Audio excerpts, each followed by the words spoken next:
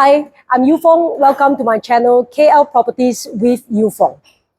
On this channel, I help expats, MM2H holders, and foreign investors with all their property needs. So today you're in for a treat. I've got Chris here, an American MM2H holder who bought a unit from me in Mont, Kiara, and recently I just got him a tenant. A full circle. All right, Chris, welcome. Thank you, Yew Foong. Thank you. Hi, high five, high five. It's great welcome to be here. My channel. Thank you. Hello, everybody. Hey, cheers to a good life. Salud. Salute. Okay, let's jump right in. I'm sure many expats who are watching right now would love to hear it from the horse's mouth. Yeah, you are the complete package, MM2H holder, a property owner, and now you are a brand new landlord in Malaysia. So Chris, you're a young guy. What made you choose Malaysia and MM2H visa? Well, thank you for the flattery. I appreciate that. Why Malaysia? So Malaysia, I mean, it's a great country. For anyone who's ever been, you should totally go. The easy answer for anybody who's ever been here before will always say the food. The food is top-notch. The variety is amazing, and it's you sound like a Malaysian ambassador now. You're talking about Malaysia. Well, it's whenever I meet anybody, they always ask me, "Oh, what have you had to eat? What have you tried? What's your favorite dish?"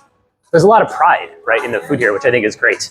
And it's not just Chinese food, Malay food, Indian food. You get Western food, all sorts of different Japanese. I think at a great value as well. That's what's important compared to back home. Very much so compared to the US and Europe especially. It's a great value. So, I mean, I know that the food is the easy answer, but I'd say the people are also fantastic. Everyone I've met has been so genuine and so wanting to engage. So you have met a lot of friends. I've met some few friends, but yeah, even like if I take a Grab ride somewhere, the driver wants to talk to me. That's true. Yeah, so it's a fantastic country. Really easygoing, really casual. You feel safe around Malaysia, even though you may have some language barrier or something? I mean, I can't even put into words how safe I feel here. I'm never worried about, I walk around at night, I never feel unsafe at all. And the language barrier, I mean, there is none, basically. So many people speak English here, obviously, it's taught in schools, and there's been no communication problem with me. Okay, that's great, that's great. So about your MM2H visa, why MM2H? I mean, you have so many options. Talk about Thailand, Vietnam, plenty of options. Why Malaysia MM2H visa? I mean, as I highlighted, I think Malaysia as a country is fantastic. So, spending more time here is important to me. And when they opened up the MM2H visa process after COVID, I knew I had to jump on it. Because, it's been around, the visa's been around for a while, but it's gone through different iterations. And when they came out with the new iterations, the requirements were stricter, right? But I knew I had to jump on it because you never know, in a few years' time, it might change, they might stop it entirely. That is a very important point. Yeah. In fact, most of these visas, they have they have a quota, certain quota. Once they reach a certain quota, they will either increase the price, make it more difficult for the applicants. So you're quite smart, huh? You got it right honestly, at a good time. Thank you. As soon as it opened up, I was like, I know I have to take this opportunity and jump because you never know what's going to happen. So I did. Right. Cheers. Yeah, salute. Chris, before you applied for MM2H visa, did you visit Malaysia before that, or was it just a leap of faith? No, I had visited here a few times, but only recently. I think 2022 was the first time. 2022 was the first time in Malaysia. And I have to tell you, it was on a whim. I was in Singapore, and I was like, I've heard about Malaysia. I know the towers here, the Petronas Towers, and I want to go see them. And that was the first time. And then after that, I loved it. So. Oh, just like that? Just like that. So 2022, first time in Malaysia. Yes. And what year did you apply for MM2H? The year they opened it up, which I think was 2025? 2025?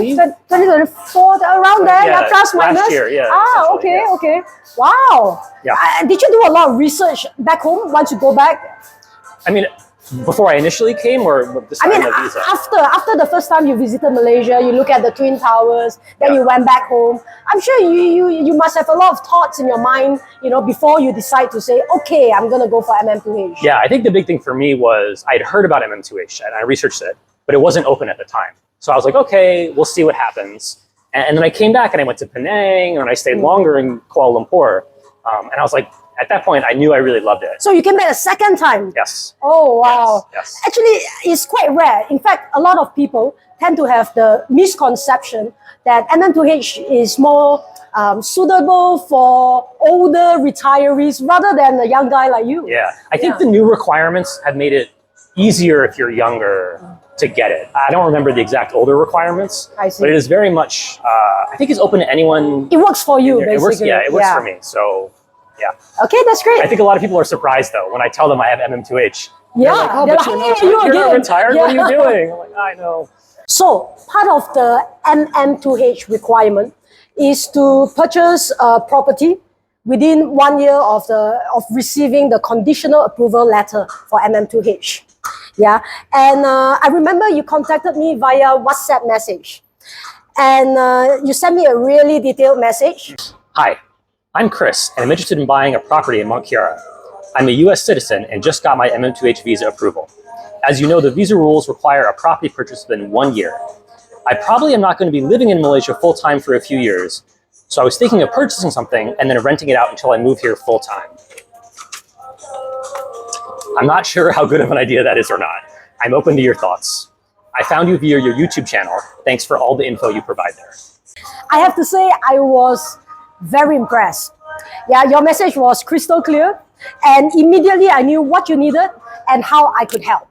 So, what made you pick Mont Kiara? I mean, I had been to Mont before, so I sort of had a general understanding of the lay of the land here, and I love this area. I mean, it's very walkable, which you don't get a lot of that in a lot of areas in Kuala Lumpur. Chris, I know you have been exploring different parts of Kuala Lumpur. Yes. You know, would you say that Mont Kiara feels the safest in terms of, like, you know, walking on the street, the pedestrian walkway, and so on? Yeah, I think to say in general, Kuala Lumpur is not a very walking-friendly city. There are parts of it that are.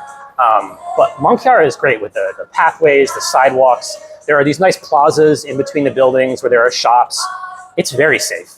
And I think what makes it feel especially safe is it's clean. Clean. And I'm not trying to say that other parts of Kuala Lumpur are dirty, to be clear, but this is just very clean and makes you feel secure. Doesn't matter what time of the day or the evening. There's always people walking. In fact, Yes. I mean, you see so many expats here, you don't even know you're in Malaysia sometimes. Yeah, and you see expats from all over the world too, right? You see, Japanese, Korean, it's a melting pot, European. basically. Yeah, it's very much a melting pot. Mm-hmm. I also want to say one of the great things about Mont is there's a lot of rental demand here.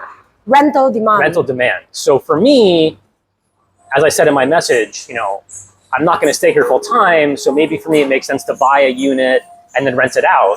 And this area is great for that because there's good quality units and there's high rental demand. So being able to get both of those things together, plus in a few years when I want to be here full time, I can just move into my unit. So it really works. Yeah. It's fantastic for me. Because you were so clear in your message, immediately I knew Aquarius Mont Kiara will probably fit what you're looking for. Yeah, walking distance. Walking very nice. distance, you can easily rent out, and in a couple of years' time, the MRT will just be a stone's throw away from here. I'm very excited for that. Yeah, especially for you when you don't want to drive, it's easy. Yeah.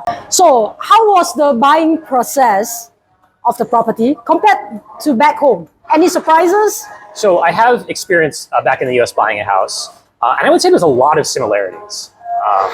You know, you typically work with an agent and they filter down based on your requirements and you go to see these properties. So in that regard, it was very, very similar.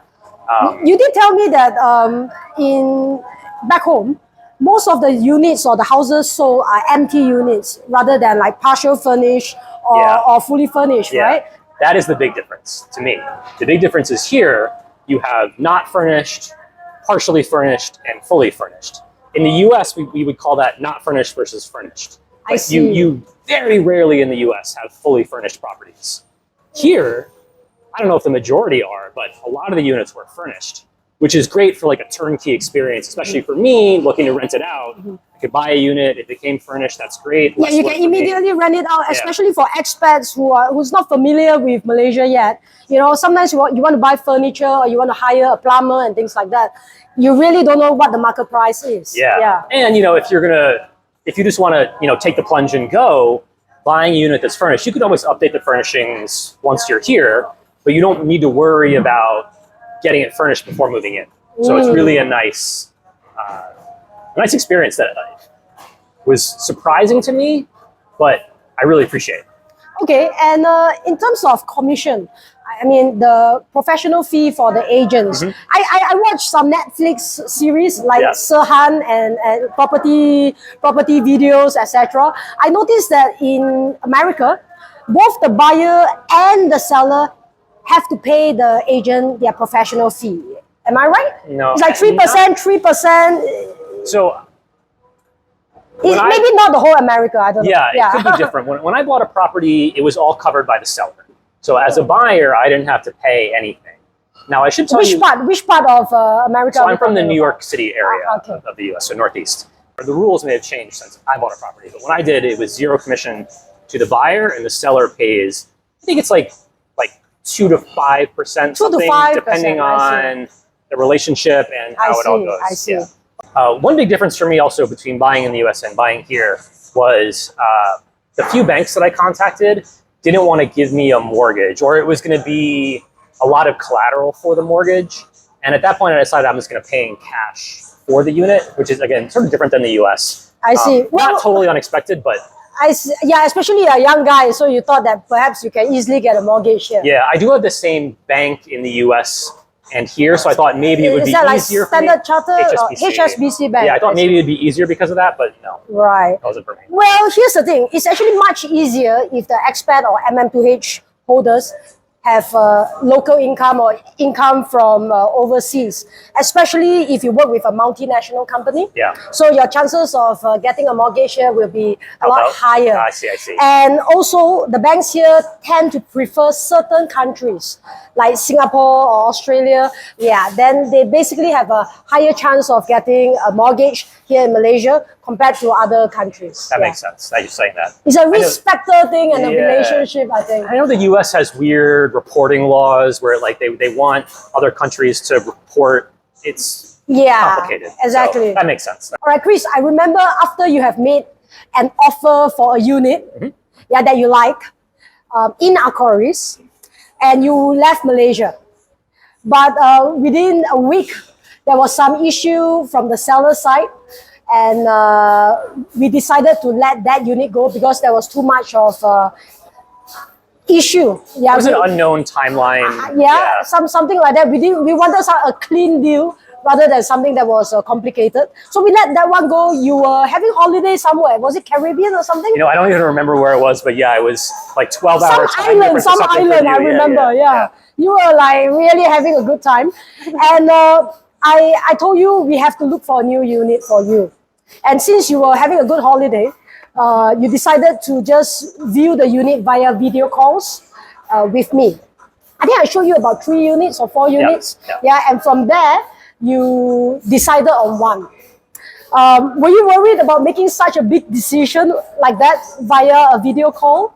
Yeah, so I think first what I would say is the issue with the seller, I think it was more of an unknown timeline issue. They had an issue on their side, and with an MM2H visa, you have 1 year to have the deal go through. And so because of that, it just didn't work. You were like 8 months in or something like that. It was like 4 months, but it was enough where I was nervous about it. Yeah. So your lawyer was nervous about it too. She's the one. She said, she's like, you should go somewhere else because anything with that type of issue the seller was having could be 6 months, 8 months. It could drag on. It could drag on. So for me, it didn't work out, which is a shame. But anyway. I found you a second unit. I found you a second unit. Yes. So via video call? It was very interesting because I was nervous at first. When you said, oh, let's just jump on a call, I was like, oh, I'm not going to see the unit. Like, how is that going to work?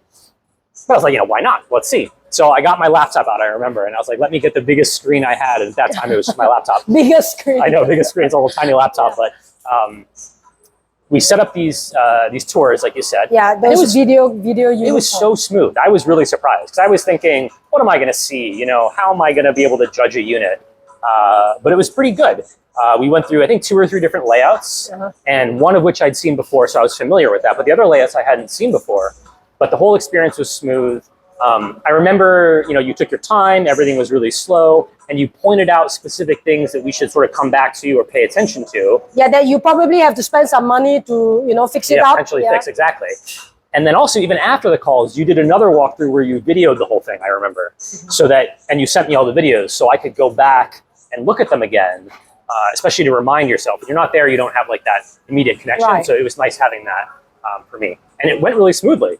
And I felt very confident, you know, making the offer for the second unit that we ended up getting based on that video call. Yeah, I think because I knew that I'm the person who will be renting the unit out for you. True, yeah. And you know, I have to make sure that I'm confident enough for you to select a unit that is rentable and to get a percentage on ROI that you are happy with. Yeah. Well, I guess at the end of the day, it was a blessing in disguise that you found your second unit. It was. I know you prefer your second more than your first. I do, yeah. Right? It worked out really well because the first unit was what you would call partially furnished. So I had appliances, but there's no furniture in it. And there was a few things that we needed to fix up. Some of the wood flooring needed some work. The second unit was fully furnished, better condition, same price. I think you didn't even spend a single cent to do anything up, right? I did not. Yeah, you did not. One single cent. Lucky you, yeah, bought the unit, rented it out as is. It was perfect. You enjoyed the unit for a couple of months. And I remember meeting you at Kiara for a few drinks. Yep. To celebrate. Yeah, it was very convenient for you because after drinking, you know, it was just a short tipsy walk back to your unit. Yeah. Yeah. Then you decided to rent it out after enjoying the unit. I think it was less than 2 months and I got you a tenant with a 4.9% ROI. Did you expect it to happen that quickly? So I've never been a landlord before. So I didn't even know, my expectations were totally unknown. But I was surprised by how quickly it went.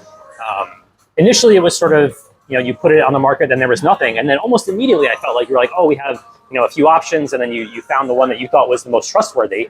I got you a company. Yeah. Yeah, an airline company. So when it comes to like tenancy, when it's with multinational or big companies, it's always the safe way to go. Yeah, so it's backed by the company and not by like an individual renter. Right. But it was great. And as I said, I've never been a landlord before, but you did, you know, you listed the unit, you toured it with people. It was entirely hands-off for me.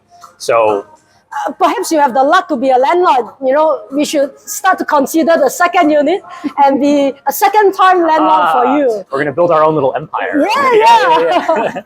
I just... Chin chin. Chin chin.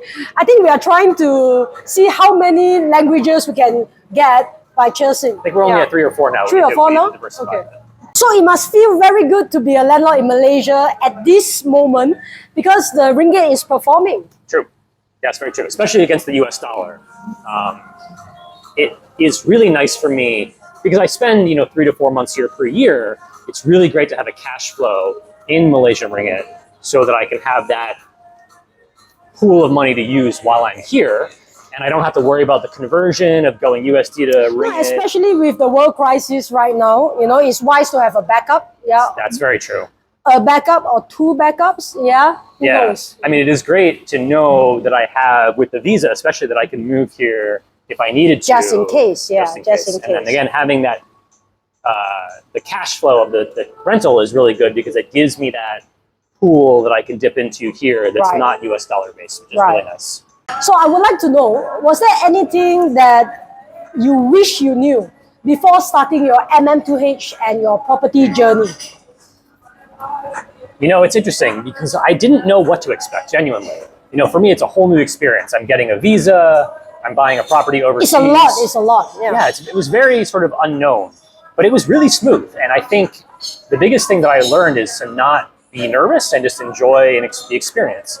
So that, you know, you do the visa first. I worked with an agency. It was pretty sort of straightforward, like low touch for me. I had to get a bunch of documents. There's a bunch of requirements, right? But once I did that, it was relatively smooth, good communication.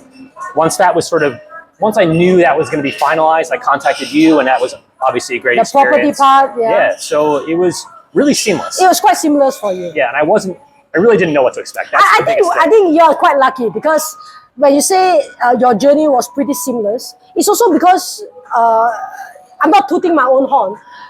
Is you found the right person to work with, from your MM2H agent to your property agent. It's very important to work with the right person. Yeah. Yeah. Yeah. Because again, like it could have been It could have been, a horrible experience, but it was really great. Both the MM2H Right. and you as a property, Right.